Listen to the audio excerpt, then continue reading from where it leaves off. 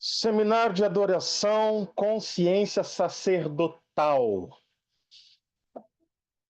Eu acredito que o Senhor, nesses dias, está nos chamando aí para um retorno ao entendimento sobre o sacerdócio de todos os santos. Por isso que esse seminário tem esse nome. E eu estou muito feliz e muito grato que vocês estão aqui conosco, que vocês sejam muito abençoados essa noite e recompensados pelo Senhor por estar dedicando aqui o seu tempo, em estar ouvindo e conferindo, escritura com escritura, aquilo que o Senhor está falando.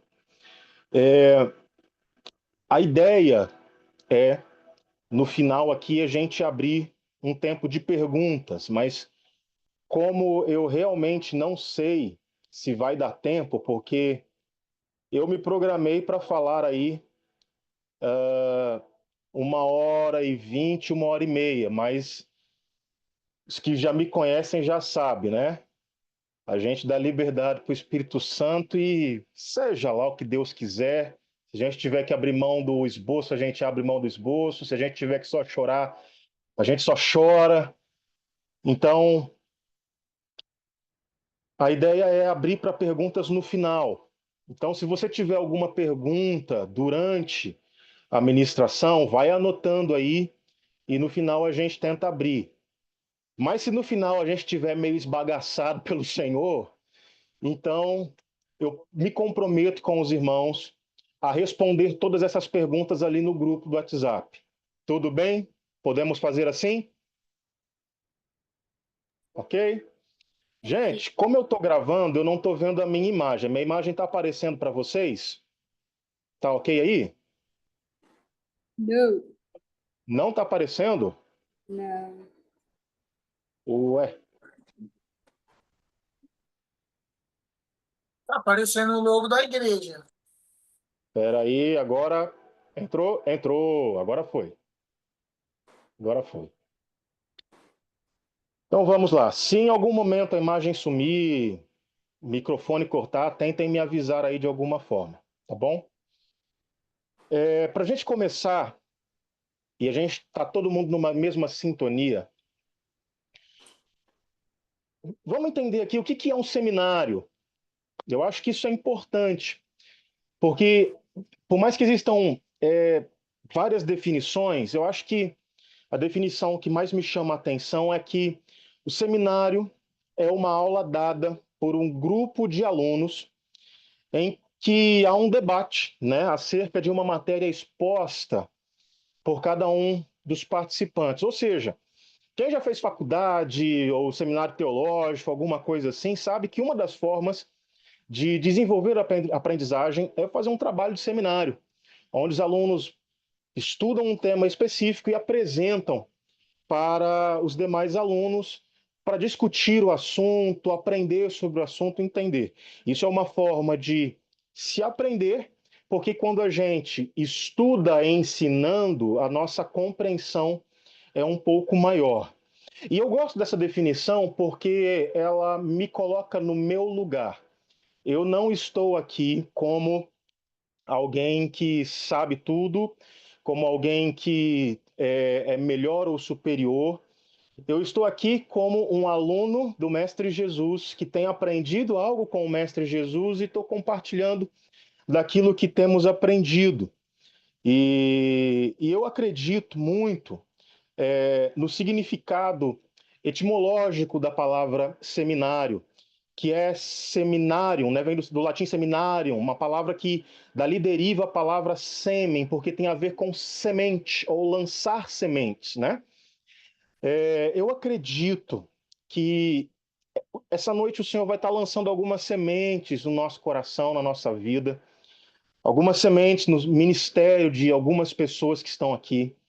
E eu acredito, né, que o propósito desse seminário é cultivar, né, algumas compreensões fundamentais a respeito da adoração, na esperança que o Espírito Santo possa fazer brotar, crescer, florescer, frutificar e alimentar a muitos. Ou seja, aquilo que a gente vai compartilhar aqui Eu vou dizer que é um chamado para uma caminhada com o Senhor que vai muito além de reuniões e eventos, vai muito além de cultos, vai muito além, sabe, de um momento litúrgico, mas que está diretamente ligado a uma vida onde eu vou me relacionando com o Senhor a partir dos termos que Ele estabeleceu para esse relacionamento. E aí, por que um seminário de adoração, né? A ideia desse seminário surgiu com o pastor Wellington para falar inicialmente com o pessoal ali, né, do Distrito Federal, da igreja, com o time de adoração, e a gente foi conversando e construindo, né, esse encontro, e a gente percebeu que esse encontro precisava acontecer aberto, agregar mais pessoas, quem estivesse faminto, para ouvir o Senhor. Então, eu acredito que o motivo desse seminário ser um seminário de adoração é exatamente por causa do fato que Deus deixou claro nas Escrituras como ele deseja ser adorado. Nos últimos anos, por causa do avanço da ciência e também da tecnologia, muitas coisas têm sido ditas e ensinadas sobre adoração. Muitas coisas boas, né? Existe um lado bom disso aí, porque isso tem dado acesso a muitas pessoas em diversos lugares, a livros, artigos, estudos, conferências, que elas não iriam conseguir participar, talvez, de outra forma. Ali no início dos anos 2000, quando a gente teve aquele chamado mover da adoração extravagante no Brasil, e estava acontecendo aquele boom na adoração, é, e muitos ministros, né, foram se tornando conhecidos, muitas músicas explodiram aí pelo Brasil.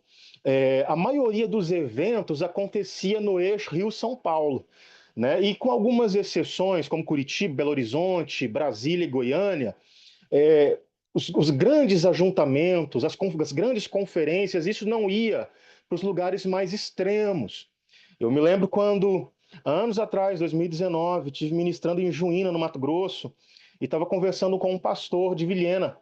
E eu fiz uma pergunta, Vilhena em Rondônia, e perguntei assim, pastor, qual que é a dificuldade ou o desafio para o evangelho que vocês têm aqui? E ele falou assim: olha, desafio para o evangelho a gente não tem, as pessoas têm fome por Jesus, as pessoas querem aprender sobre o evangelho. Eu falei: tá, mas qual que é a dificuldade que vocês enfrentam? Ele falou: a dificuldade que a gente enfrenta é que vocês saiam do sul, do sudeste e venham nos ensinar. Venham ministrar para a gente, porque ninguém quer vir para cá, é muito distante, é fora de mão. As coisas só acontecem nos grandes centros, eixo Rio e São Paulo, as grandes conferências só estão lá. Os ministros não querem saber e ir para os interiores, não querem ir para lugares de difícil acesso. Eles querem lugares onde seja de fácil acesso. Então, muitos lugares tinham dificuldade de chegar conferências, de chegar ministrações, de chegar livros. Mas hoje, com o avanço da tecnologia, eu estou numa mesma noite, falando ao vivo, com gente de Rondônia, do Distrito Federal, do Maranhão, de Santa Catarina, de São Paulo, do Rio de Janeiro, de Mato Grosso, do Chile. Gente que talvez, se isso estivesse acontecendo num ajuntamento em São Paulo, por exemplo, talvez não estaria presente, não estaria recebendo e ouvindo. Se não estivesse acontecendo na sua igreja local, você não estaria recebendo. Eu tenho irmãos aqui que não poderiam sair de casa por situação de enfermidade, mas estão aqui hoje acompanhando. E isso é muito bom. A internet, a tecnologia nos propicia isso. Porém, da mesma forma, na mesma proporção que isso é bom, também hoje tem tido um acesso a muita desinformação e a um conteúdo que não é fundamentado nas escrituras e alinhado com a sã doutrina e dentro da realidade do evangelho. Realidade essa que é manifestada pela verticalidade e horizontalidade da cruz e evidenciada pelo poder da ressurreição. Então, muitos desvios têm chegado ao corpo de Cristo, talvez pela inocência neófita de irmãos que são novos na fé e ainda não se apropriaram de uma compreensão geral das Escrituras, ou talvez pela irresponsabilidade do desenvolvimento da prática devocional de conhecer o Senhor nas Escrituras. Porque, verdade seja dita, Existem muitos crentes que passam anos frequentando a igreja, mas nunca abrem a Bíblia para conhecer o Deus que dizem servir. Para além da responsabilidade individual, nós também temos a questão de que fazer igreja no Brasil é algo extremamente fácil. É mais fácil no Brasil você abrir uma igreja de modo legal, segundo a nossa legislação, do que você abrir um boteco. Então, há uma falta de preparo da liderança cristã evangélica brasileira, de uma forma muito grande e grotesca. Há anos atrás, eu fui aluno do pastor José Rodrigues na Missão Cristã Mundial, e eu me lembro das aulas onde ele falava de uma pesquisa que ele teve acesso, eu acredito que era uma pesquisa da CEPAL, e ali ele falava, né, como que tinha ficado evidente nessa pesquisa que uma parcela gigantesca dos pastores brasileiros nunca leram a Bíblia toda durante a sua vida. E aí a questão é a seguinte: se o camarada não conhece as Escrituras e ele vai se colocar para ensinar sobre Deus e o Evangelho pelo seu conhecimento, que muitas vezes está fundamentado em questões daquilo que a gente chama de senso comum e interpretações equivocadas das Escrituras e também da teologia, porque muitos líderes, irmãos, do Brasil nunca estiveram sentados num seminário teológico. Eles nunca estiveram numa faculdade teológica. Eles nunca frequentaram nenhuma escola bíblica dominical. E isso é sério. E ainda assim, esses líderes estão se afirmando professores de teologia, estão reduzindo a ciência teológica a uma chacota para os ímpios, estão gerando cursos, vendendo cursos, e as pessoas estão consumindo coisas, achando que está fundamentado nas Escrituras e não está. E aí, se esses líderes não conhecem Deus pelas Escrituras, e se eles estão ensinando as pessoas, o que eles estão ensinando? E aqui eu não quero nem colocar um fato recente, que são os líderes que estão utilizando a inteligência artificial para preparar sermão para pregar. Porque antigamente os pastores abriam o Google para pesquisar mensagem no Google. Hoje está abrindo o chat GPT e jogando o versículo e pedindo. E pior, já existe inteligência artificial gospel para elaborar mensagens e pregações. Simples assim, se você não sabia.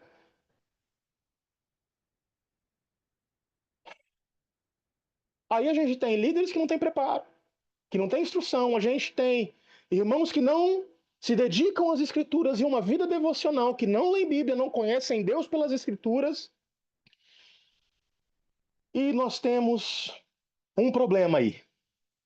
Porque quando nós não conhecemos Deus pelas escrituras, por aquilo que ele revelou a respeito de si mesmo, a gente vai acabar criando uma imagem de Deus irreal e distante de quem ele verdadeiramente é. E a gente transforma Jesus num ídolo a ser reverenciado. E a igreja local se torna um templo pagão. E nós vivemos hoje uma cultura evangélica paganizada, onde as pessoas se reúnem num domingo para levantar as mãos a um ídolo que elas não conhecem e que elas chamam de Deus. E pior ainda, que se você abrir a internet hoje, se você olhar nas redes sociais, se você olhar para plataformas como o YouTube, você vai encontrar diversos vídeos de gravações de reuniões cristãs carregadas de sincretismo religioso. Pessoas que vêm de religiões espíritas, de cultos afros, elas se convertem à fé cristã, elas não conhecem Deus pelas Escrituras, elas não se envolvem com a Bíblia, elas não começam a se relacionar com a revelação do Senhor nas Escrituras, e elas vão trazendo elementos de culto pagão para dentro da igreja. Aí você vai encontrar curso de gente que é ex-satanista, ex-bruxo, ex-não sei o quê, que vai ensinar sobre demonologia ou sobre o que a Bíblia fala sobre batalha espiritual, mas a partir da revelação dos demônios que ele teve lá dentro do terreiro. Não é a partir das Escrituras. E aí nós vamos vendo muita coisa que a gente chama na igreja de profético, que é carregado de elementos de feitiçaria. A gente vai vendo muita adoração com elementos pagãos do zen budismo e de rituais hindus. A gente vai vendo muito transe hipnótico e viagem astral sendo chamada de experiência sobrenatural, arrebatamento e êxtase profético. E a gente vai vendo muito emocionalismo sendo chamado de unção, que não tem nada de unção, nada do Espírito Santo e nada do genuíno poder do Evangelho. A gente vê hoje em dia ministros de adoração, e eu estou cursando psicologia, usando da neurociência para provocar emoções humanas e manipular as manifestações de emoção naqueles que estão presentes no culto. Aí a gente vai vendo músicas com cadências melódicas e harmônicas que, combinadas às luzes e os efeitos visuais dentro de um templo de parede preta com fumaça, fazendo pessoas confundir emoção com unção. Isso até causa um impacto, mas não gera transformação. Entenda uma coisa: impacto não é transformação. Eu poderia ainda mencionar as técnicas de hipnose que estão sendo utilizadas, os truques de ilusionismo, os falsos testemunhos de milagre, tantas coisas que muitos de nós, muitos dos que estão aqui me ouvindo, até já presenciaram dentro da igreja. Mas eu não quero falar dessas coisas, porque quando a gente fala, ou quando eu falo com essa veemência, parece que eu estou sendo cético e só vendo o lado negativo. E eu preciso te dizer, existe uma realidade ruim, mas eu não estou olhando para ela. Eu estou esperançoso com os dias que estão vindo, porque eu acredito com todo o meu coração que nós estamos caminhando para os momentos finais e a vinda do Senhor Jesus é certa. E a Escritura diz que ele vem para se encontrar com uma noiva que é bela, que é pura, que é sem mácula, que é sem ruga, sem defeito. Não existe manchas nas vestes da noiva. E ela é vestida dos atos de justiça. Eu acredito que a igreja de Cristo é gloriosa e por mais que aquilo que nós estamos vendo no cenário da igreja evangélica brasileira seja muito ruim, a verdade é que a história ainda não terminou. O Espírito Santo está operando o seu ministério de convencer o homem do pecado, da justiça e do juízo. Nós estamos sendo preparados e vamos nos ajudando mutuamente a nos preparar para aquele grande e glorioso dia onde nós vamos nos encontrar com o Senhor Jesus nos ares.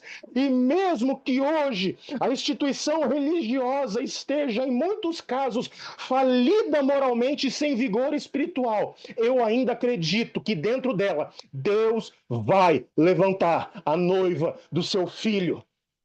Então é assumindo a responsabilidade de contribuir com a igreja, cooperar com a noiva, para que ela se apresente bela, saindo de um lugar onde a gente fica apontando erros e dedicando esforço, sabe, para ficar combatendo coisas, que a gente precisa se reunir num seminário como esse para refletir um pouco desse assunto que é adoração, que traspassa a nossa ortodoxia, a nossa ortopraxia, que passa pela nossa devoção, pela prática da nossa fé.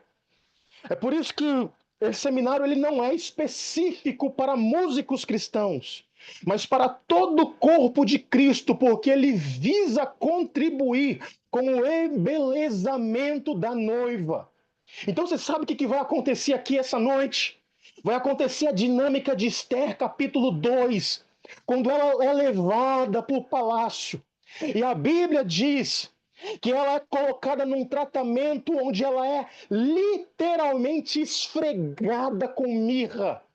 E ela vai sendo esfregada, esfregada, esfregada para que todo cheiro e traço do comum e da plebe saia, para que agora ela assuma a sua realidade de esposa do rei. Porque era isso que estava acontecendo em Esther no capítulo 2. Eu acredito que essa noite o Espírito Santo vai esfregar alguns de nós aqui. Eu acredito que essa noite o Espírito Santo vai confrontar alguns de nós aqui com algumas realidades. Então, para quem quer esse seminário? Esse seminário é para quem está com fome de Jesus. É para quem está cansado de somente ir para a igreja de domingo à noite. Para quem está olhando à volta e sente que até está legal, mas que falta alguma coisa. Para aqueles que acreditam que a vida cristã pode ter mais sentido do que apenas práticas de ritos religiosos. Para aqueles que se percebem sendo chamados para se voltar e se debruçar as Escrituras, para aqueles que desejam se equipar para servir melhor a sua comunidade local, para aqueles que já estão exercendo um serviço, cargo, tem uma responsabilidade, é pastor, obreiro, para aquele que acabou de se converter e está querendo aprender mais sobre Jesus. Esse seminário é para aqueles que estão cansados de conter a paixão selvagem por Jesus que arde no seu coração. Porque você tem desejado conhecer mais de Deus e talvez você não sabe direito o caminho, como, o que eu faço. Então a proposta é a gente repensar um pouquinho esse assunto da adoração. Não por aquilo que nós queremos oferecer a Deus, mas por aquilo que ele já revelou nas Escrituras sobre o que ele espera receber de nós.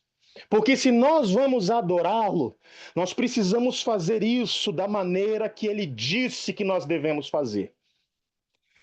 Então, Jean, você está dizendo que você vai nos dar um novo método, uma receita de bolo? Não. Muito pelo contrário. Eu não vou dizer o que é que você tem que fazer para adorar a Deus. O meu papel aqui essa noite é provocar você a conhecê-lo, é te provocar a sair de um lugar onde você vive como um mendigo espiritual, esperando que alguém te abençoe e coloque a mão na sua cabeça no domingo à noite, para que você viva uma semana abençoada e daqui 7 dias você volte para receber mais uma bênção, para daqui 7 dias você voltar. Não! Está na hora de romper com isso.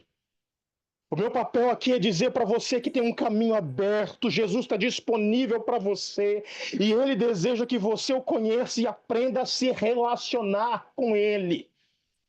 É como um casamento, irmãos, onde o marido e a esposa, eles vão se conhecendo uns um ao outro ao longo dos anos, eles vão sabendo o que agrada um ao outro, o que o outro gosta, o que o outro espera, o que o outro deseja. E aí o marido não precisa procurar a mãe da esposa para perguntar qual que é a comida que ela gosta. Ele tem acesso direto a ela e ela tem acesso direto a ele. No nosso caso, Deus sabe tudo sobre nós, tudo que nós precisamos, queremos, tudo aquilo que nós gostamos. Mas nós precisamos ainda conhecer mais dele, do que ele gosta, daquilo que o satisfaz, daquilo que o alegra. Então, para a gente começar, eu queria redefinir com você um pouquinho o que é adoração. Porque sempre que eu tive a oportunidade de ministrar oficinas de louvor e adoração, workshops de louvor e adoração, ministrações específicas para músicos cristãos, eu percebo que sempre há um desejo por definição de termos. Quando a gente abre para perguntas, sempre alguém vai jogar a pergunta: o que é adoração? E eu penso que isso acontece, né? Porque, de fato, as pessoas querem entender como que. Vem cá. Beleza, a gente está adorando, mas o que é isso de fato? Se a gente for procurar uma definição, a gente vai encontrar várias. Eu mesmo já ouvi várias definições, e se você já participou de seminários ou conferências de adoração, com certeza você já ouviu várias definições. E eu me lembro de anos atrás, de uma conferência de adoração com o pastor Antônio Cirilo, onde ele disse que adoração não é música, não é dança, não é palmas. Adoração é tudo aquilo onde Deus está completamente centralizado. Isso é interessante porque está ligado a um dos aspectos fundamentais da adoração, que é o quem. Ou seja, quem é o alvo ou quem é o centro da nossa adoração? Adoração não é uma coisa que gira em torno de si mesma. Ela é direcionada a algo ou alguém. E o quem está sendo adorado é algo completamente importante quando pensamos em adoração, porque o quem determina o como. Ou seja, aquele que é o centro da minha adoração vai determinar como eu irei adorá-lo. Um exemplo disso é que, se você observar historicamente as religiões, você vai perceber que as figuras tidas como deuses ao longo da história exigiam as mais diversas formas de culto. Nas Escrituras, por exemplo, a gente vai encontrar deuses que exigiam na sua liturgia de adoração o sacrifício de crianças. Outros exigiam a prática da imoralidade sexual. A adoração tinha que envolver isso. E quando a gente pensa a partir do nosso contexto, o que é adoração, a nossa reflexão começa a tomar algumas proporções que vale a pena a gente pensar um pouquinho aqui. Um dos textos bíblicos mais utilizados para se falar de adoração, e com certeza você já ouviu, se você tem alguns anos de caminhada com Jesus, você já ouviu alguma pregação sobre adoração nesse texto, é João capítulo 4, quando Jesus tem um encontro com a mulher samaritana. E eu sei que a gente poderia trazer tantas coisas nesse diálogo, mas ainda de forma muito rudimentar, para a gente entendendo alguns pontos. Eu queria observar com você João 4, 22 e 24. O que Jesus está dizendo para aquela mulher? Eu não vou esperar você abrir o texto, você pode anotar e eu vou citando aqui. Vai ter textos que nós vamos abrir juntos, mas eu queria que você tentasse prestar o máximo de atenção, então anota a referência e a gente vai conversando. João 4, 22 e 24 diz o seguinte: vós adorais o que não conheceis. Nós adoramos o que conhecemos, porque a salvação vem dos judeus. Mas a hora vem, e agora é, em que os verdadeiros adoradores adorarão ao Pai em espírito e em verdade, porque o Pai procura tais que assim o adorem. Deus é espírito e é necessário que os que o adorem em espírito e em verdade. Eu acredito que, se você que me ouve aqui nunca ouviu um texto desse, uma pregação sobre isso, e você já tem aí pelo menos uns 3, 4 anos de conversão, então você não está indo direito para a igreja, irmão. Porque nem que seja numa abertura de culto, nem que seja numa abertura de culto, com certeza alguém aqui já ouviu esse texto. E o que é importante a gente pensar aqui? Eu não quero me demorar sobre esse texto, mas é importante nós considerarmos 3 coisas fundamentais ditas por Jesus. Primeiro, Jesus disse: nós adoramos o que conhecemos. Então, a adoração passa por esse lugar de conhecimento, de saber a quem se adora. Até porque, quando nós examinamos a Escritura, nós vamos perceber que a adoração está intimamente ligada à revelação. Adoração é uma resposta que nós damos a Deus por causa da revelação que nós temos dele. Você vai notar em várias passagens do Antigo Testamento que todas as vezes que um homem tinha um encontro com Deus ou uma faceta de revelação de quem Deus é, a primeira coisa que ele fazia era erguer um altar. Isso fala de uma resposta que eu dou a Deus por causa da revelação dele dada a mim. E algo importante a ser dito aqui é que as Escrituras apontam para um princípio de que eu vou me transformando semelhante àquele que eu adoro. O Salmo 115, verso 8, é um texto que é muito utilizado quando se ensina esse princípio do tornar-se semelhante àquilo que se adora. Ou seja, é uma metamorfose que vai acontecendo, sabe? E uma mudança, uma transformação, onde nós vamos nos tornando semelhantes e parecidos com o alvo da nossa adoração. Um exemplo disso muito claro nas Escrituras é quando nós olhamos para os seres espirituais que estão ao redor do trono. Em Isaías, no capítulo 6, esses seres eles aparecem como seres que têm 6 asas, cobrindo o rosto, os pés e voando. Mas em Ezequiel, eles já se revelam de uma forma diferente. Agora, eles não estão somente cobrindo o rosto, agora o rosto deles aparece e o rosto deles é como se tivesse 4 lados. E um é uma face semelhante a de um leão, outro é semelhante a de uma águia, outro é semelhante de um homem e outro semelhante a de um novilho. E à medida que eles caminham ou se movem ao redor do trono, esses rostos vão como que girando. É uma coisa estupenda, terrível e maravilhosa. Mas estes mesmos seres, em Apocalipse, no capítulo 4, eles estão mais diferentes ainda, porque agora a Bíblia diz que um desses seres é semelhante a um leão, o outro é semelhante a um homem, o outro é semelhante a um novilho e o outro é semelhante a uma águia voando. Por quê? Porque eles estão diante de Deus, o vendo e encarando. E à medida que eles vão olhando para aquele que está no trono, eles vão se apropriando e se tornando semelhantes, refletindo a imagem daquele que está no trono. E esses seres, que a gente chama de 4 seres viventes em Apocalipse, esses seres refletem muito da característica do próprio Jesus. O leão como o rei perfeito, o rei sobre todos os reis. A águia que aponta para a sua divindade e a sua espiritualidade, a sua filiação espiritual, o Deus que veio do alto, o Deus que encarnou e assumiu figura humana. O novilho, o boi, ele representa o Cristo servo, que veio servir e dar a vida em resgate de muitos. E o homem representa, você que é parecido como o homem, ele representa exatamente o filho do homem. Aquele que assumiu a figura humana para morrer em nosso lugar. E isso é tremendo, irmãos.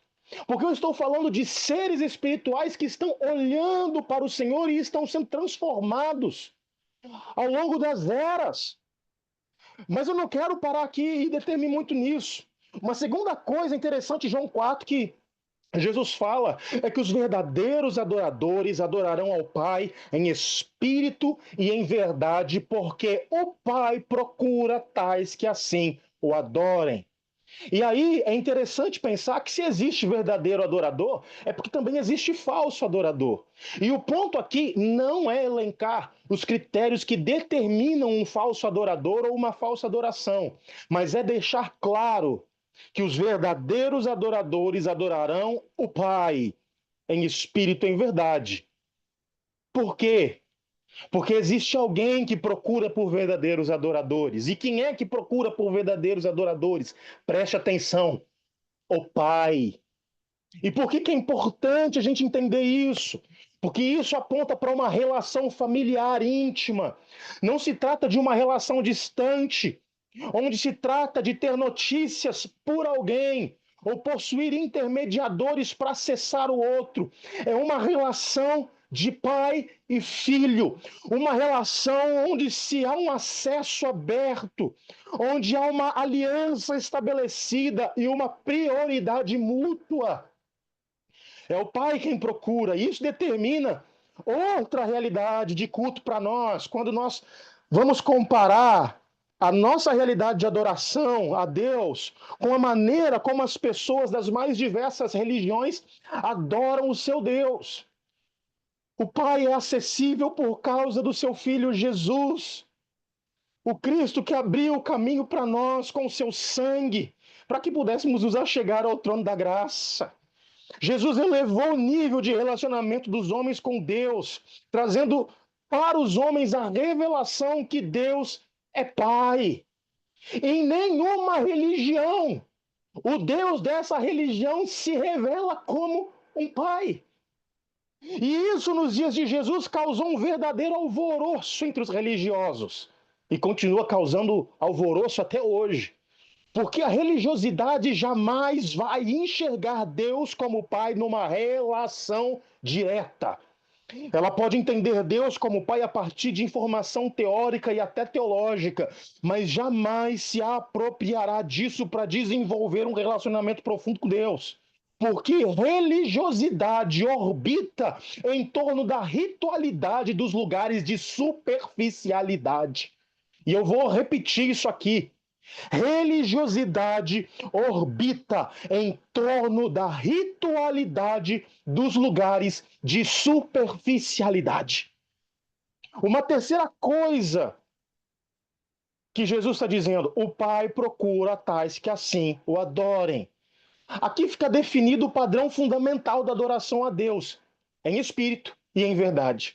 Na genuína adoração, nós não damos a Deus o que queremos dar, mas ele deixou claro para nós, nas Escrituras, o que ele quer receber.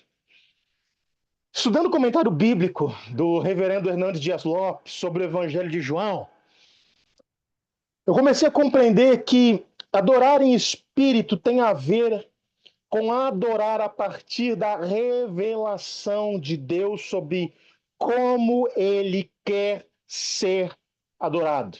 Ou seja, a adoração espiritual, genuinamente espiritual, é a adoração que acontece dentro dos termos que Deus mostrou nas Escrituras. Isso significa que não há como reduzir a adoração a formas e métodos humanos, porque tem a ver com a caminhada progressiva de ir conhecendo o Deus revelado nas Escrituras. Você vai se relacionando com Deus a partir das Escrituras. Ele vai se revelando a você a partir das Escrituras. E você vai respondendo essa revelação dele em fé, desenvolvendo uma espiritualidade sólida, que é fundamentado não naquilo que você acha a respeito de Deus, mas no que ele disse que é. E aqui eu preciso abrir um parênteses para todos os irmãos que estão presentes e que são músicos, ministros de adoração. Deixa eu falar algo para vocês. Com muito carinho, com muito respeito e com muito temor.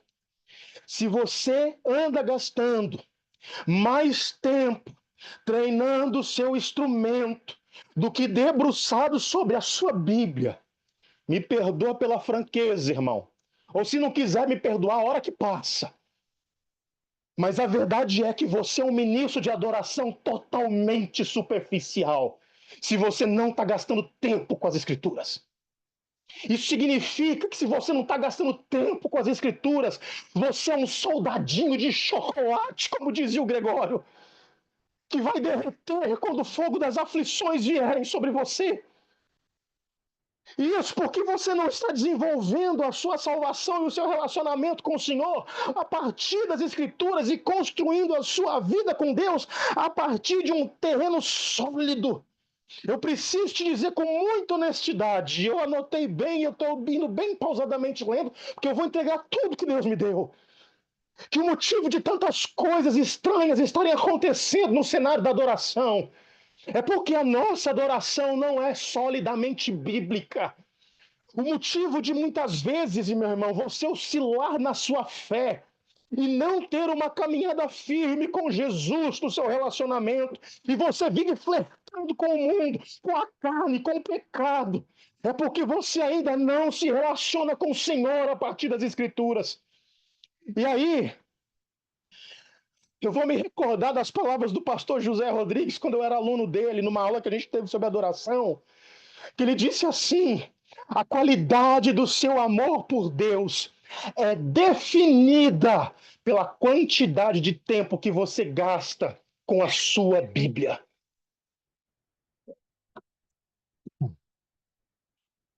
A qualidade do seu amor por Deus é definida pela quantidade de tempo que você gasta com a sua Bíblia. Isso aqui não é mero clichê religioso, não é uma frase de efeito para causar impacto, mas isso aqui é um chamado de Deus para nós hoje. Está na hora da gente sair desse lugar de inconstância na fé, de ser menino levado por todo o vento de doutrina. Sabe por que você ainda se impressiona com homens e ministros famosos? Sabe por que você se decepciona quando esses ministros famosos da adoração caem e são expostos ao ridículo? É exatamente porque você não está caminhando no avanço a partir das Escrituras. Porque a solidez espiritual que existe em você ainda é frágil pela falta de revelação sólida de quem é Jesus pelas Escrituras. E isso, meu irmão, você não vai adquirir num seminário, você não vai conquistar numa faculdade de teologia. Isso você só vai adquirir abrindo a sua Bíblia todos os dias e conhecendo o Senhor pelas Escrituras. Oh, meu Deus! Eu queria voar em cima de vocês, pelo amor de todo mundo já. Mas voltando ao assunto de adoração, algo que eu também observei no comentário bíblico do reverendo Hernandes é que adoração em verdade está completamente ligado à sinceridade de coração, a uma verdade interior que explode para fora. Há muitos anos atrás eu tive um professor de adoração no Centro de Formação de Obreiros, lá na MCM, e numa aula ele disse uma frase que eu guardo ela no meu coração em todos esses anos. No jardim da adoração não se planta aparência ou performance, mas só se cultiva essência. Meus irmãos, se você é pai, se você é mãe, você sabe quando seus filhos estão mentindo. Seus filhos podem enganar todo mundo. Eles podem ter a habilidade de performar e iludir as pessoas, mas eles não te enganam. Você sabe quando eles estão mentindo. Os verdadeiros adoradores estão envolvidos de todo o coração, com fervor sincero. Eles podem não ser os mais habilidosos, eles podem não ser os mais virtuosos músicos, eles podem não ser os exímios cantores, eles podem não dominar as técnicas e ter um conhecimento muito profundo e avançado de teologia. Mas existe tanta sinceridade na sua adoração, porque eles não estão preocupados em impressionar homens, eles estão preocupados em tocar o coração de Deus. Ainda pensando um pouquinho sobre Deus estabelecer as Escrituras, né, como ser um adorador, é muito interessante quando a gente lê o livro de Levítico. A gente vai vendo como que o Senhor foi detalhista na maneira como ele revelou a forma de culto que ele queria no tabernáculo de Moisés, especialmente no tocante aos sacrifícios realizados. E eu acredito que os irmãos sabem que na antiga aliança a adoração estava ligada a oferecer sacrifícios. Foi Deus quem estabeleceu assim, foi Ele quem estabeleceu como Ele queria os sacrifícios. Mas veja bem, Deus deixou claro que Ele queria sacrifícios. Presta atenção nisso. Quando a gente olha para Gênesis no capítulo 4, a gente vê um dia onde Caim e Abel trouxeram uma oferta para o Senhor. E isso aponta para um culto de adoração. Observa que Deus não se agradou da oferta de Abel, aliás, da oferta de Caim, porque era o fruto da terra. Mas ele se agradou do sacrifício de Caim. Aliás, desculpa, eu estou trocando aqui. Vamos lá, vamos voltar. Perceba que Deus não se agradou da oferta de Caim, porque ela era o fruto da terra. Mas ele se agradou do sacrifício realizado por Abel. Isso aqui reflete o fato de que Deus recebe apenas o cordeiro. Deus já estava, de alguma forma, deixando claro que ele só recebe o cordeiro, o seu filho, o sacrifício perfeito. E isso é maravilhoso, irmãos. Porque Paulo vai nos mostrar em Romanos que Cristo nos torna filhos de Deus como ele é filho. E nós somos exortados por Paulo a nos apresentar ou nos oferecer a Deus como um sacrifício vivo, santo e agradável. Romanos 12:1 fala isso. Então isso significa que uma vez que eu me torno filho como Jesus é filho, uma vez que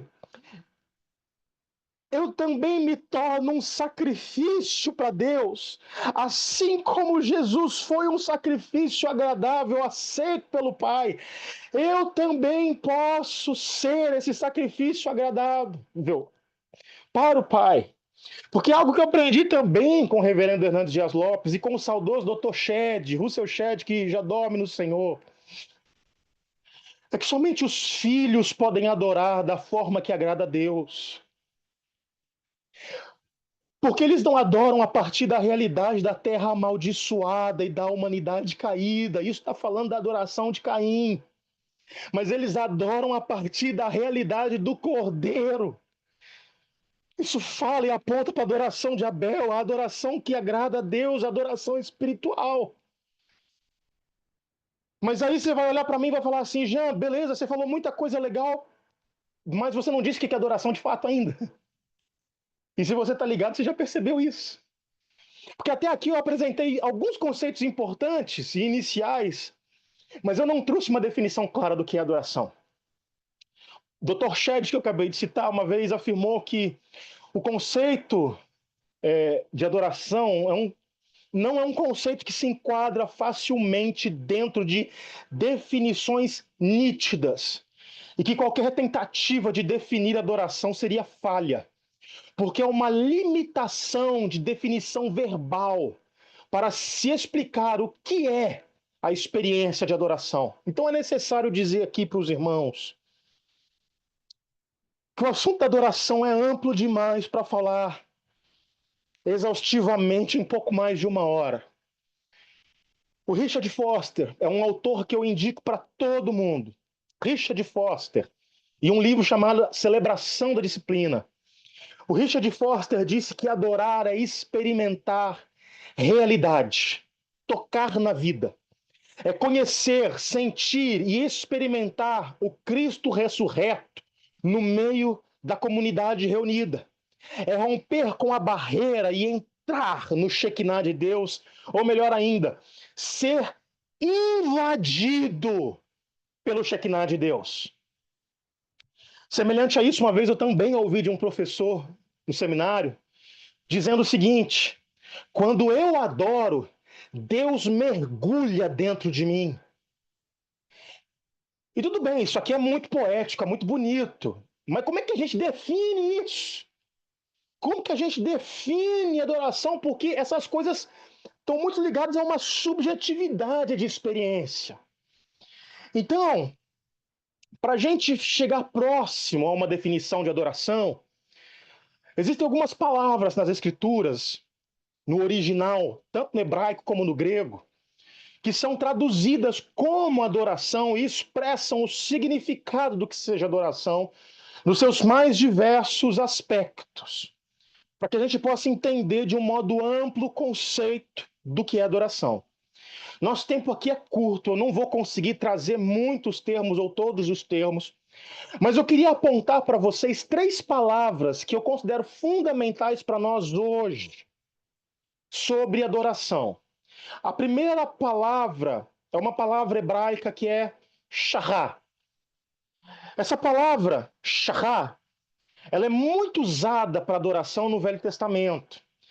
Sempre quando aparece, ela está significando o ato de ajoelhar, de abaixar, de curvar, de dobrar, de prostrar-se diante de uma pessoa ou do objeto de adoração. E aí, sobre isso, eu gosto muito de uma definição que o pastor Sóstenes Mendes Xavier traz sobre adoração. O pastor Sóstenes é uma referência muito importante que nós temos no Brasil no assunto de adoração. O pastor Sóstenes diz o seguinte, eu vou ler o que ele diz. Quando o finito tenta definir o infinito, ele sempre fica a uma eternidade de distância do todo. O finito nunca pode conter o infinito. Portanto, a palavra de definição sobre adoração, que é algo que pertence ao eterno, ao infinito, nunca será realmente formulada. Adoração é uma expressão espontânea, genuína, verdadeira, de alguém que vê uma pequena parcela do eterno e, pasmado, tenta dizer ou fazer algo, tenta se manifestar a essa glória que ele vislumbrou. Adorar ao Senhor é a única reação possível diante do seu poder, da sua glória, da sua presença. Até mesmo os anjos, a adoração não é algo programado, estudado ou direcionado. Creio plenamente que, ao serem criados, os anjos se encontraram diante do Senhor, diante da sua glória, e a única reação possível foi a adoração. Perplexos e tomados pela glória de Deus, até hoje não param de adorar.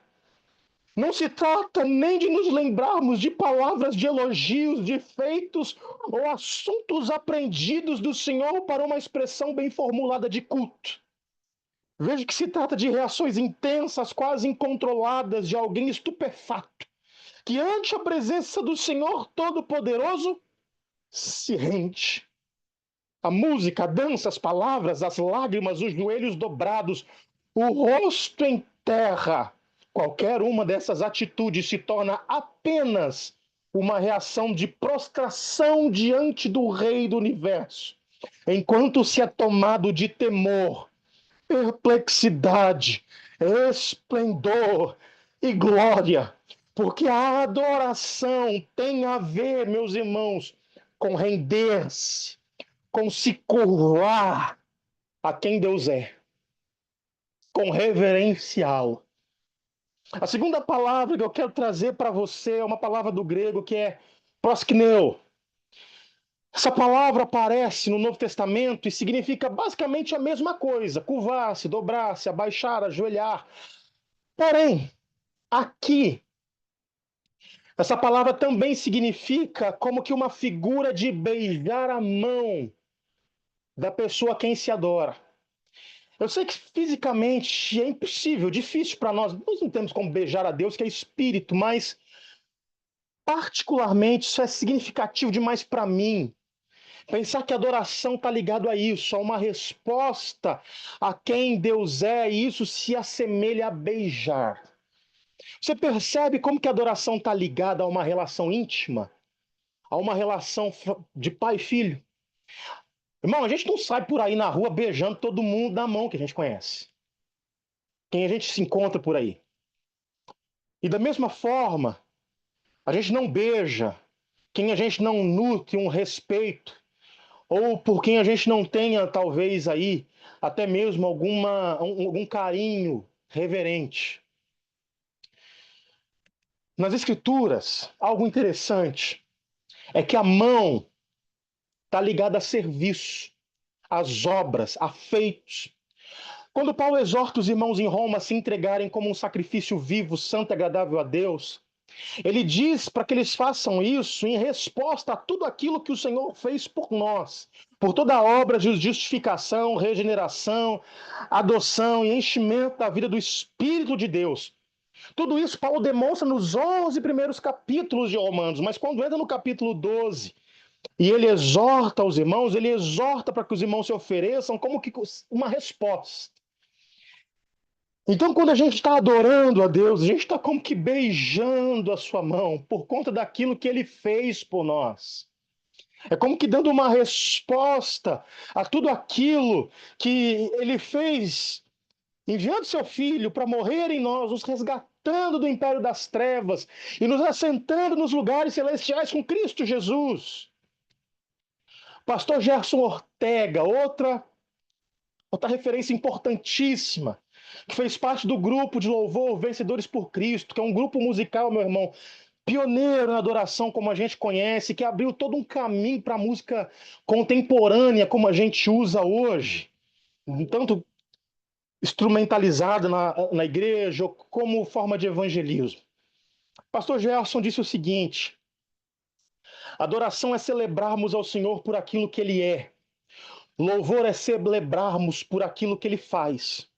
Os salmos dizem que a natureza louva o Senhor. Sim, a natureza pode louvá-lo, mas não pode adorá-lo. Adoração é atributo de filhos, de família, é fruto de intimidade, de conhecimento. Nós não podemos adorar quem nós não conhecemos. Mas até os ímpios dão glória e graças a Deus. Adorar não. Adoração é uma resposta que somente os filhos dão ao Pai.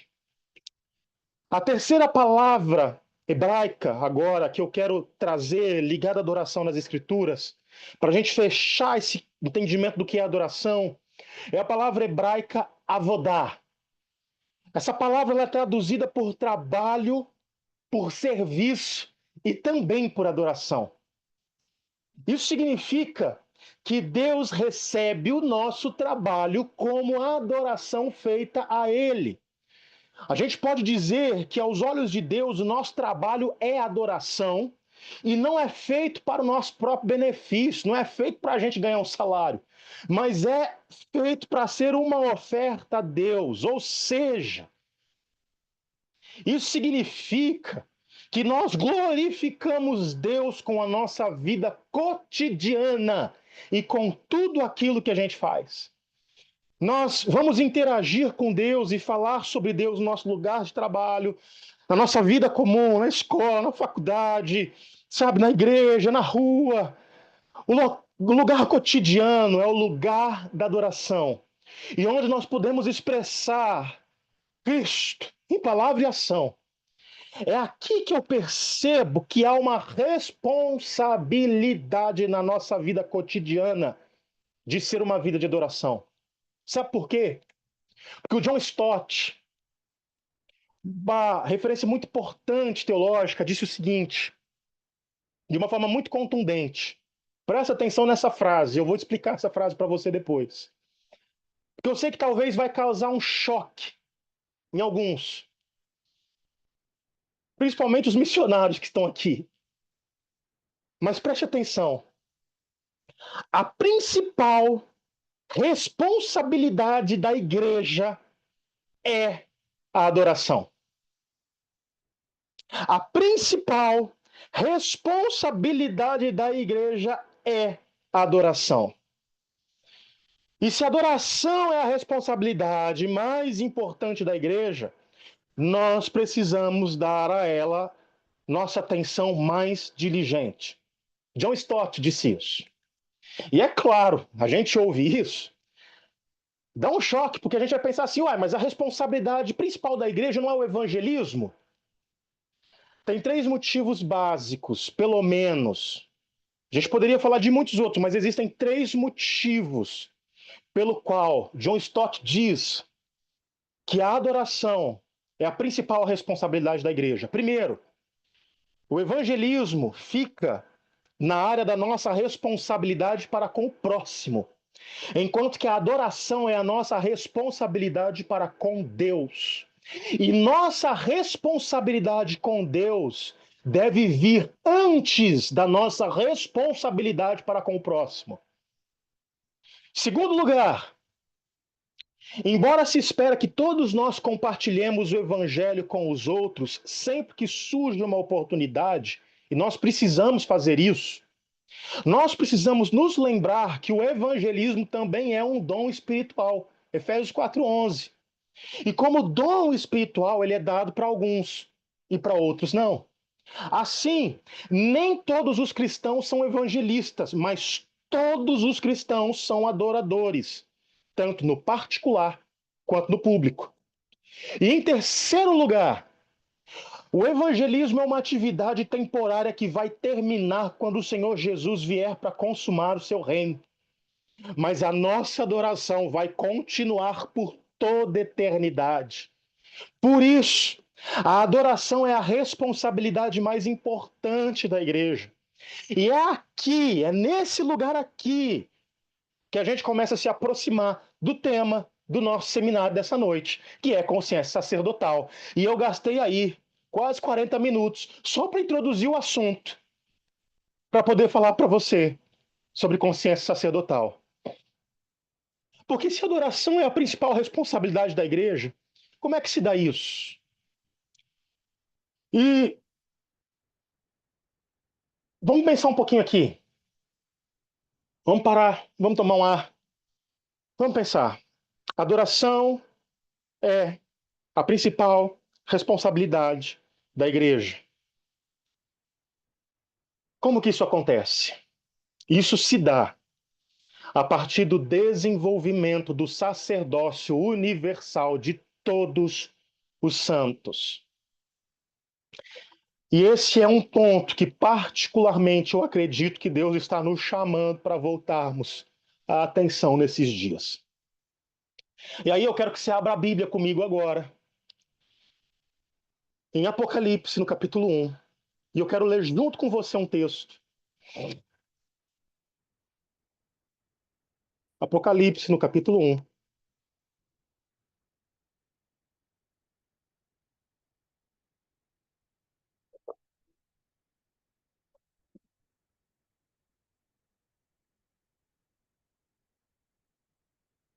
Eu vou ler com você a partir do versículo 5. Da parte de Jesus Cristo, o primogênito dos mortos e o príncipe dos reis da terra, que é a fiel testemunha, aquele que nos ama e nos libertou dos nossos pecados pelo seu sangue e nos constituiu reino e sacerdotes para Deus, seu Pai. A ele sejam glória e domínio pelos séculos dos séculos. Amém. Meus irmãos, eu creio que nesses dias o Senhor está nos chamando para a compreensão do que significa sermos constituídos reino e sacerdócio. Pelas Escrituras, a gente entende que esses são os últimos dias. Então, há uma necessidade urgente que a Igreja de Jesus se posicione, trazendo a realidade do reino de Deus para tocar a terra. Então, dessa forma, a igreja vai preparando o caminho para o Senhor Jesus até que ele venha. Quando a Escritura nos diz em Apocalipse que nós somos comprados pelo sangue, constituídos reino e sacerdócio, nós precisamos entender que, à luz das Escrituras, todo salvo é inserido no reino de Deus para ser um sacerdote diante do Senhor. O reino de Deus é um reino onde cada cidadão desse reino é um sacerdote. Não tem como fazer parte do reino de Deus sem se tornar sacerdote e sem desenvolver um serviço sacerdotal na nova aliança. Isso significa que nós temos um serviço diante do Senhor, que é ministrar o coração de Deus, que é ministrar o coração dos santos, da igreja, e ministrar os perdidos. O texto de Apocalipse nos diz que nós fomos comprados para isso. E nós fomos estabelecidos para esse propósito. Ou seja, você não foi salvo para ser salvo. Você não nasceu de novo para ser frequentador de igreja, que espera que alguém imponha as mãos sobre você para te abençoar. Irmãos, a gente precisa sair dessa mentalidade de mendigo pedinte, que espera por migalha de bênção, e entender que em Jesus, por causa do seu sangue derramado que nos comprou, nós fomos estabelecidos como sacerdotes do Cordeiro e temos a responsabilidade de ministrarmos o coração de Deus, de ministrarmos o coração da igreja e de ministrarmos ao mundo, trazendo a realidade dos céus para a terra. Quando a gente entende isso, a gente começa a entender um pouquinho daquilo que eu chamo de consciência sacerdotal. Na antiga aliança, a gente tinha o templo, a gente tinha uma ordem de sacerdotes e a gente tinha sacrifícios. Na nova aliança do sangue de Jesus, nós somos o templo, nós somos o sacerdócio e nós somos o sacrifício. Na nova aliança, na antiga aliança, desculpe-me, o povo de Israel foi constituído por Deus como um reino sacerdotal, que possuía a responsabilidade sacerdotal de ser representante de Deus entre todos os povos. Na nova aliança, a gente entende em Romanos, Paulo mostra que nós somos inseridos nessa realidade. E com isso, a igreja passa também a exercer a responsabilidade de ser uma ordem sacerdotal que representa o reino de Deus na terra e manifesta o poder do reino de Deus que ainda virá e será estabelecido na terra quando Jesus vier para restaurar todas as coisas. Houve um homem na antiga aliança que entendeu isso, irmãos, que entendeu o que eu estou chamando aqui, falando com vocês, de consciência sacerdotal. Por mais que esse homem que eu estou falando, ele vivesse debaixo da vigência do sacerdócio levítico, ele andava um passo à frente da sua geração. E, por inspiração ou revelação divina, ele vislumbrava as coisas da realidade futura como que numa sensibilidade que atravessava o seu tempo. Estou falando de Davi, o rei Davi. No Salmo 141, verso 2, Davi declarou uma coisa. Salmo 141, 2. Suba a tua presença a minha oração como incenso, e seja o levantar das minhas mãos como sacrifício vespertino. Parece que Davi ele observava a liturgia que ocorria no sacerdócio levítico nos seus dias, e enquanto eles viam os sacerdotes oficiando, oferecendo incenso, oferecendo sacrifício de animais, ele recebe um insight, uma revelação desce sobre ele de alguma forma, para compreender que parecia que o Senhor não tinha um pleno prazer naquelas coisas, num simples aroma de incenso ou no simples sangue de animais. Mas ele começa a entender por revelação que a nossa oração, a nossa adoração precisa subir, tão agradável e alinhada ao coração de Deus, como o aroma de um incenso que sobe. E que o sacrifício pelo qual e para o qual o Senhor nos chama é um estilo de vida completamente rendido a Ele. Então, talvez seja por conta dessa sensibilidade de Davi que ocasionou esse lugar para receber essa revelação, que a Bíblia vai dizer em Amós, no capítulo 9, verso 11, que nos últimos dias Deus levantaria o tabernáculo caído de Davi e repararia as suas ruínas, para que ele seja como nos dias da antiguidade.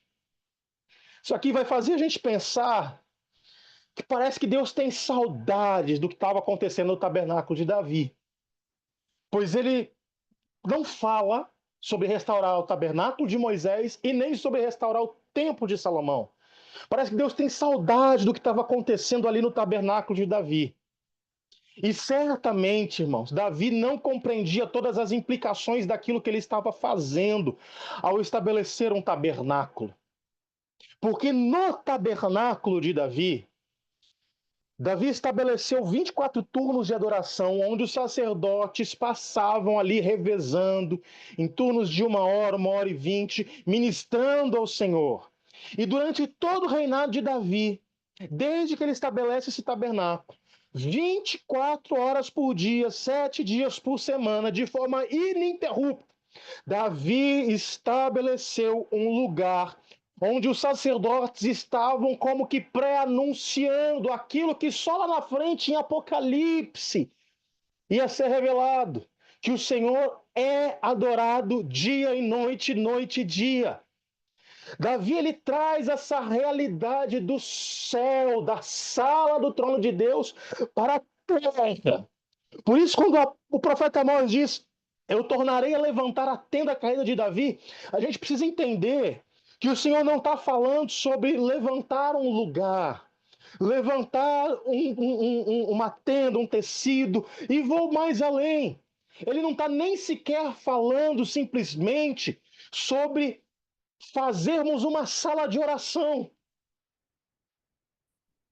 Quando nós entendemos que nós somos sacerdotes que ministram na presença do Senhor 24 horas por dia, 7 dias por semana, porque a nossa adoração não está restrita a um culto de domingo à noite, mas a nossa vida é sacrifício vivo, santo e agradável, e Paulo vai chamar isso de culto racional, ou seja, culto com sentido, culto coerente, culto verdadeiro, autêntico.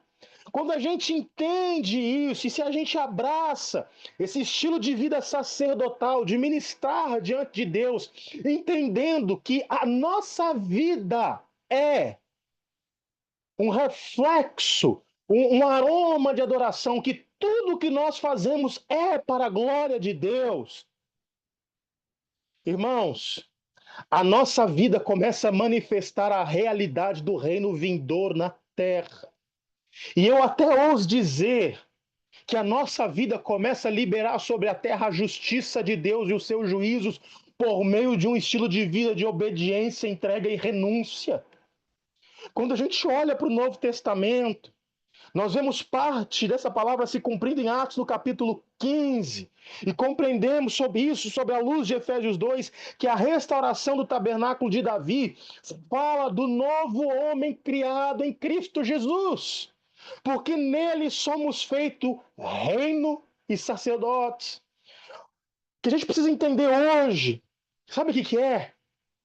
É que se a gente chama Jesus de Senhor e Salvador, ele nos chama de sacerdotes intercessores. Se a gente chama ele de Senhor e Salvador, ele nos chama de sacerdotes intercessores. Porque quando a gente olha para Levítico, onde começa a ter a revelação da legislação sacerdotal, leia Levítico, por favor, se você quiser entender um pouco mais de sacerdócio. Leia Hebreus, se você quiser entender o sacerdócio na nova aliança. Se a gente olhar para Levítico, a gente vai ver que todo sacerdote era um intercessor que entrava diante do Senhor para clamar pelo povo. Nessa legislação, nós entendemos que o sacerdote se apresenta diante de Deus para ministrar a adoração do seu estilo de vida e a intercessão que brota como fruto de revelação na adoração. É muito interessante, os mais velhos vão lembrar certamente dessa irmã que eu vou citar, que é a irmã Valnice Milhomens. Valnice diz uma coisa que eu amo. Ela diz assim: eu falo para todos os intercessores, se você tiver 1 hora para interceder, adora 50 minutos e ora 10 minutos. Porque quando você começa a adorar e você vai se envolvendo na adoração, e você vai contemplando o Senhor, e você vai se derramando e dando a Ele, quando você vai vivendo uma vida, irmãos, com consciência de que tudo que você faz é culto ao Senhor, a revelação da vontade de Deus começa a vir sobre você. Observa que Romanos, no capítulo 12, do versículo 2, depois de Paulo dizer, olha, se ofereça como sacrifício vivo, o versículo 2 termina dizendo assim, para que conheceis qual seja a boa, agradável e perfeita vontade de Deus. Sabe por que você ainda fica dizendo assim, eu não sei qual que é o meu ministério, eu não sei qual que é o meu chamado, eu não sei o que o Senhor quer de mim, e será que esse relacionamento é vontade de Deus? Será que ela é a mulher de Deus para mim? Será que é? Será que é? Sabe por que você não sabe qual que é a vontade de Deus? Que a sua vida não é uma vida de adoração. Que você não desenvolveu uma consciência de que tudo que você faz é para a glória de Deus. Porque quando você entende isso, meu irmão, a revelação de Deus começa a descer sobre você.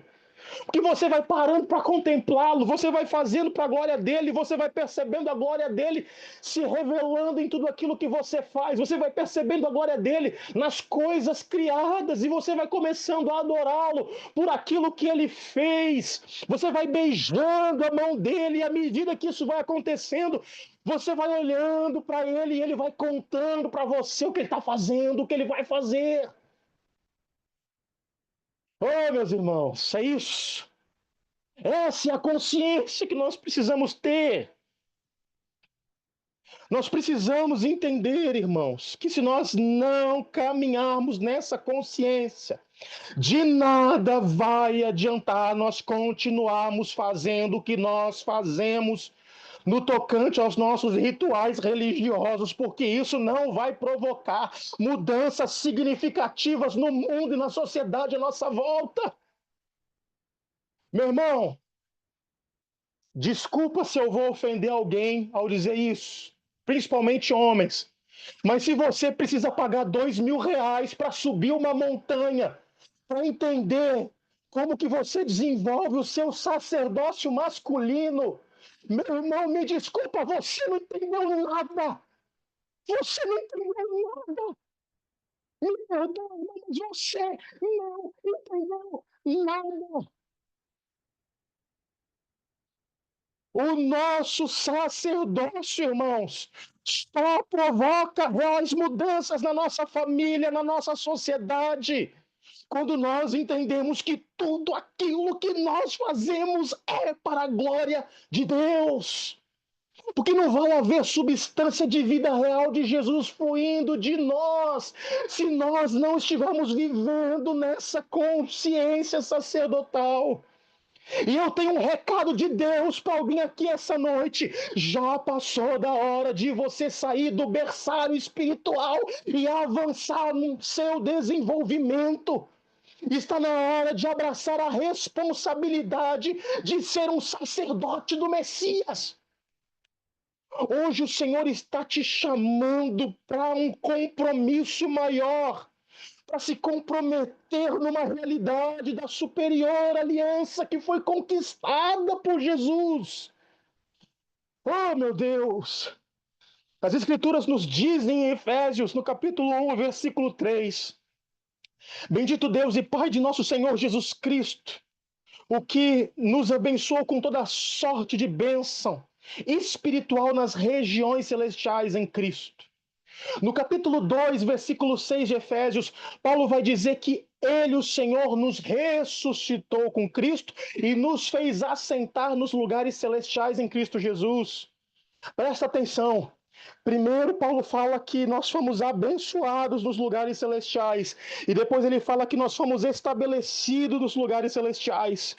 Em Efésios 6 e 11, a seguir, Paulo escreve o seguinte: revestidos de toda a armadura de Deus para podermos ficar firmes contra as ciladas do diabo, porque a nossa luta não é contra a carne ou sangue, e sim contra os principados e potestades, contra os dominadores deste mundo tenebroso, contra as forças espirituais do mal nas regiões celestiais.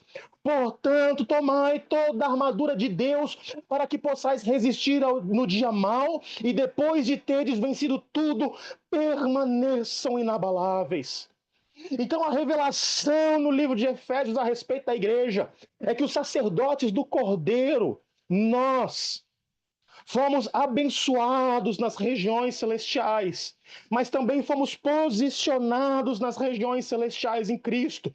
Nós estamos sendo e fomos equipados nas regiões celestiais em Cristo para batalharmos nas regiões celestiais. Isso significa, irmãos, que o nosso sacerdócio acontece entre a terra e o céu. Existe entre céu e terra um lugar nesse meio. E esse lugar se chama igreja, sacerdotes do Cordeiro. Oh, meus irmãos, é nesse lugar que nós somos abençoados, é nesse lugar que nós ministramos ao Senhor, que nós intercedemos pelo mundo, é a partir desse lugar que nós tocamos o mundo, é nesse lugar que o Senhor nos habilita e nós vencemos principados e potestades. E o motivo de você ainda dizer que você às vezes sofre ataque do diabo, leva pau do inferno, é porque você ainda não entendeu que você faz parte de uma realidade superior.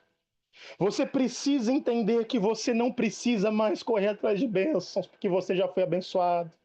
Você precisa entender que você não precisa mais correr atrás de posições ou cargos, porque você já foi posicionado nas regiões celestiais. E nesse lugar você é equipado para batalhar pelos perdidos e permanecer inabalável. Meu irmão, essa é a consciência que nós precisamos desenvolver nesses dias. E eu quero encerrar com você lendo alguns versículos de Levítico. Abre comigo em Levítico, no capítulo 21. Levítico, capítulo 21.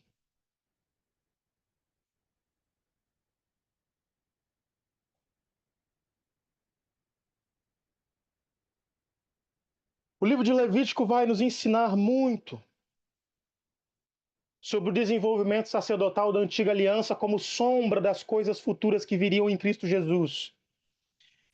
E eu quero utilizar esse versículo para encerrar aqui.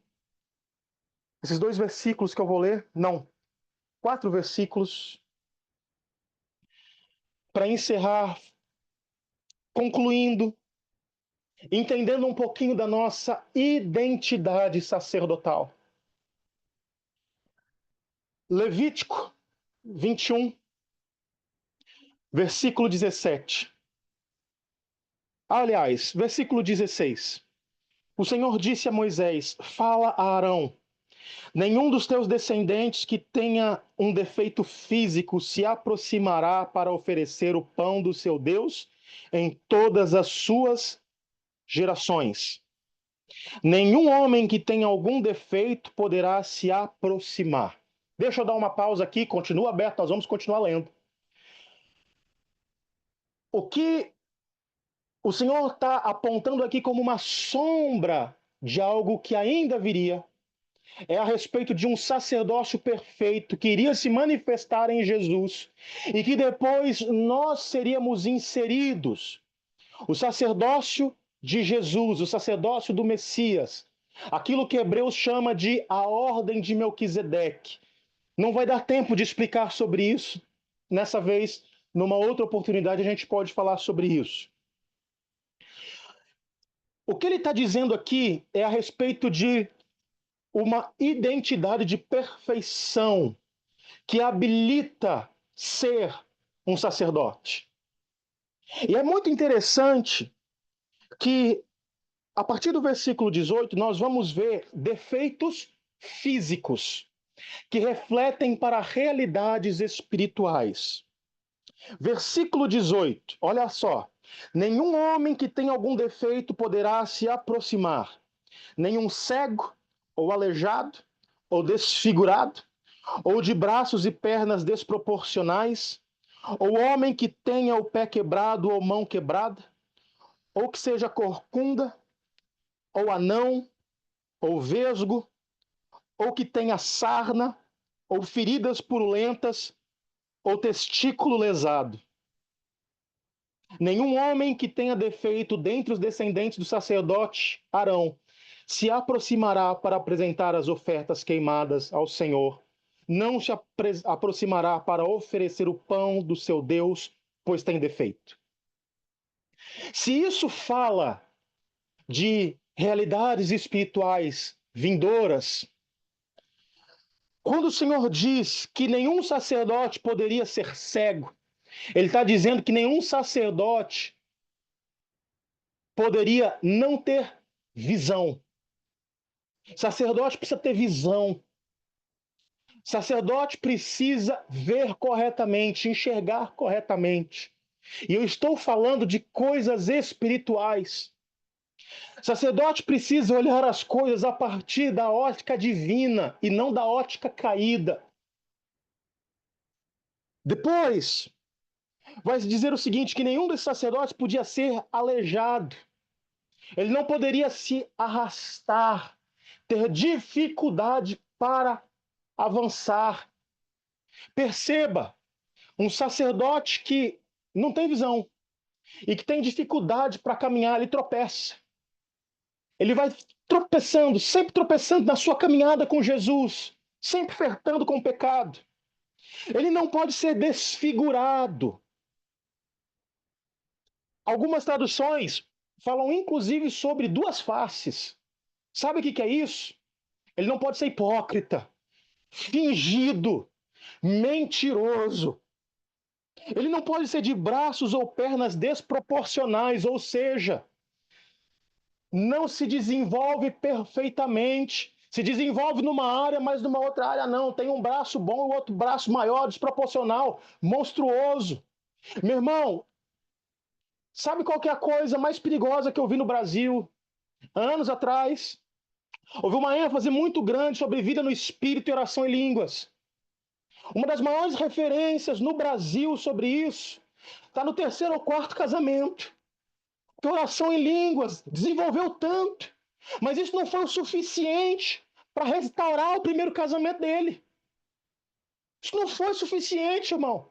Aí você se desenvolve numa área, mas todas as outras áreas da vida cristã você não se desenvolve. Nós não podemos ter um desenvolvimento na nossa vida sacerdotal desproporcional. O sacerdote não podia ser um homem de pé quebrado ou mão quebrada. Alguém melindroso, alguém que não consegue segurar com firmeza, que tem melindre. Se fala qualquer coisa para ele, ele fica todo dodói, todo feridinho. Camarada pronta dentro da igreja. Pastor olha para ele e fala assim: vou precisar te afastar do ministério de louvor. Ele sai da igreja. O que ele quer é só aparecer e tocar. Ele não quer adorar a Deus, não. Ele quer aparecer. Ele quer que as meninas olhem para ele. E se tiver alguém aqui, em nome de Jesus eu te repreendo e te exorto a tomar vergonha na sua cara e se converter.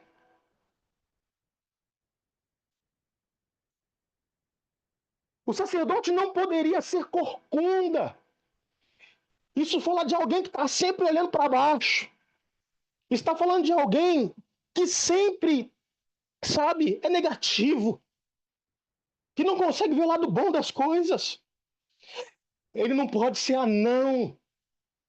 Alguém que não cresce, que não amadurece, que não se desenvolve, que fica sempre na infância espiritual, bebendo leite espiritual e não come alimento sólido.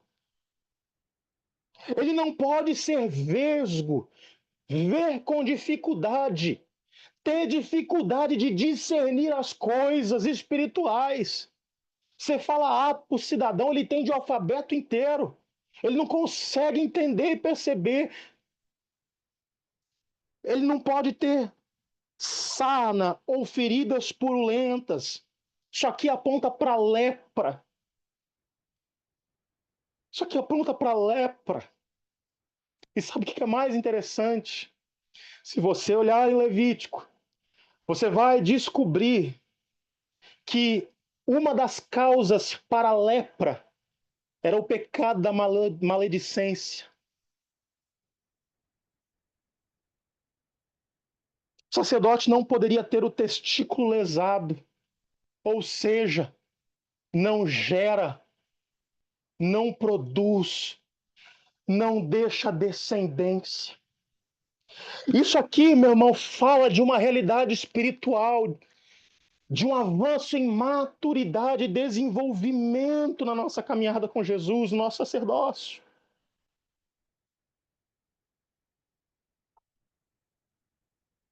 Eu não sei se Deus falou com você aqui até agora. Eu pensei que eu ia falar 1h15, já estou quase 2 horas falando, ministrando aqui. Pela cara de algumas pessoas, algumas lágrimas que eu vejo, e outras com o olho desse tamanho chocados, eu acho que Deus andou pegando algumas pessoas aqui essa noite. Nós precisamos entender que Deus está nos chamando para uma realidade superior. Gente, na reforma protestante, por favor, na reforma protestante, quando Martinho Lutero se levanta para pregar as teses na porta da catedral, a coisa principal que Martinho Lutero está resgatando ali, e é o que dá início à igreja cristã como a gente conhece, ele está resgatando o sacerdócio universal de todos os crentes, onde todos nós somos sacerdotes, temos acesso a Deus. Nós não dependemos de um intermediador, porque aquele que intermedia já abriu o caminho para nós, e Hebreus diz isso, ele abriu o caminho com o seu sangue, para que nós nos acheguemos ao trono da graça. Glória a Meus, Deus. meus irmãos, oh, meus irmãos, está na hora de você sair desse lugar de ser um dependente de igreja, dependente de pastor, para tomar decisões por você e começar a desenvolver a sua salvação, entendendo que tudo que você faz é para a glória de Deus. A sua vida é uma vida de adoração. Você é um sacerdote do Cordeiro. Eu queria ter muito mais horas para falar sobre isso. A bem da verdade, eu precisaria de pelo menos 8 horas para a gente destrinchar tudo isso aqui. Só marcar. É só marcar. Vamos marcar. Eita Deus, me avisa. Mas, para a gente concluir, eu queria orar com você e tomar um momento de oração. Já é quase 10 horas da noite para quem está no horário de Brasília. E eu acho que a gente precisa refletir um pouco no que a gente ouviu. Então eu não vou abrir para perguntas agora. Mas eu vou deixar o grupo no WhatsApp aberto. E se você tiver dúvidas e perguntas, você pode mandar lá. Eu queria parar aqui a gravação. Deixa eu ver aqui como é que eu faço para parar a gravação.